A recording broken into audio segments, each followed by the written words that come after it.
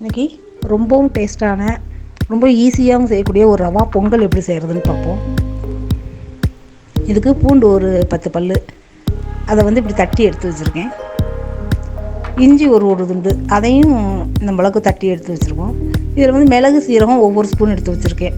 அதையும் நல்லா பொடியாக தட்டி நுணுக்கி எடுத்து வச்சுக்கலாம்.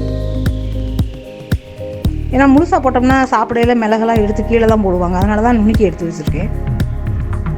இப்போ ஒரு 1/4 டம்ளர் பாசி பருப்பு அதை வந்து இப்படி வறுத்துக்குவோம். ஏன்னா 1 டம்ளர் ரவை தான் போட போகிறேன். 1 டம்ளருக்கு ஒரு 1/4 டம்ளர் பாசி பருப்பு இருந்தாலே போதும். இதை நெய் எதுலாம் ஊற்ற வேண்டியதில்லை, சும்மாவே அப்படி வறுத்தோம்னாலே போதும். அந்த பொன்னிறமாக வறுக்கணும், தீயை விடாமல் வறுத்துக்கலாம்.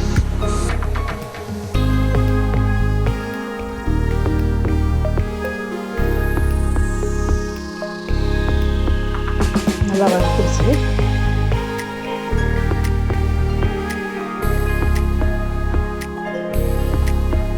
இதை ஒரு தண்ணி ஊற்றி ஒரு 2 தண்ணி ஊற்றி நல்லா கழுவிடுவோம். அதை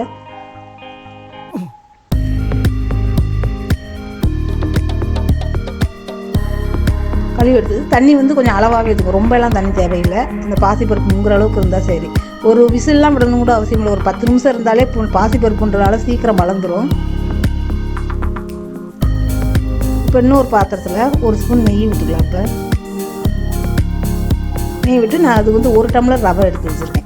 இந்த ரவையை அப்படியே வறுத்துக்கலாம்.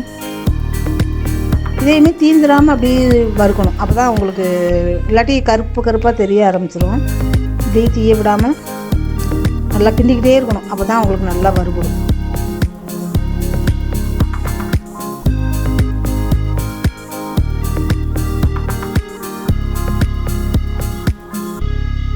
நல்லா வறுத்துருச்சு. வறுக்கலே தெரியும் உங்களுக்கு, ரவையெல்லாம் அப்படி ஒன்றோட ஒன்று ஒட்டாமல் நல்லா வரும். இதை அப்படியே ஒரு பாத்திரத்தில் மாற்றி எடுத்து வச்சுருவோம்.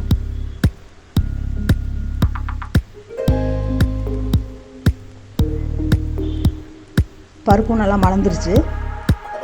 10 நிமிஷம் தான் விட்டேன், பருப்பே நல்லா மலர்ந்துருச்சு. இப்போ இன்னொரு பாத்திரத்தில் கொஞ்சமாக ஆயில் விட்டுக்கலாம். அதோட ஒரு ஸ்பூன் நெய் விட்டு என் காயவும் இந்த நுணுக்கி வச்ச அந்த மிளகு சீரகத்தை போட்டுருங்க. இப்போ மிளகு சீரகம் நல்லா பொரியவும்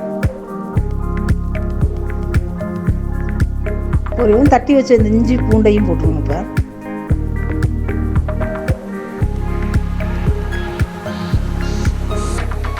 இஞ்சி பூண்டு அந்த பச்சை வாடை போகிற வரைக்கும் அப்படியே வதக்கி விட்டுருவோம்.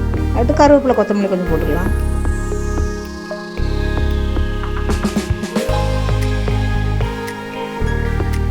நல்லா எல்லாமே நல்லா வதங்கிடுச்சு. இப்போ அந்த வேக வச்ச அந்த பாசி பருப்பை அதோட ஊற்றிடுங்க. இப்போ நல்லா எல்லாத்தையும் ஒன்று சொன்ன மாதிரி நல்லா எல்லாத்தையும் கிளறி விட்டுட்டு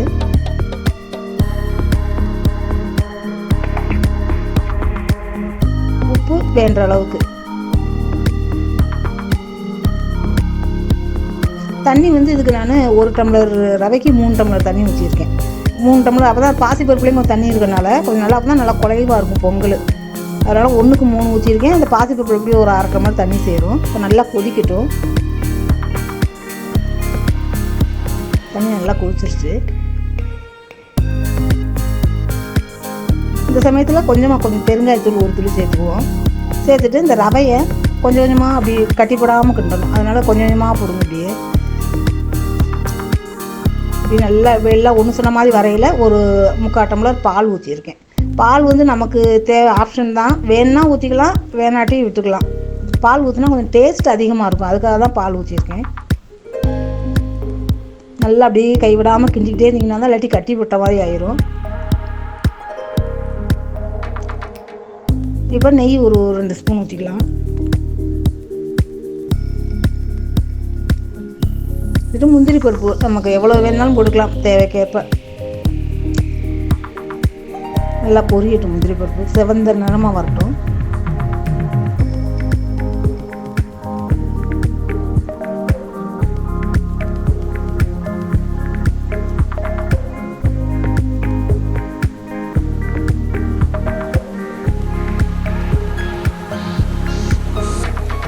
நல்லா வறுத்துருச்சு. இப்போ அந்த முந்திரி பருப்பையும் அதோட போட்டு இப்படி நல்லா கிளறி விடுங்க.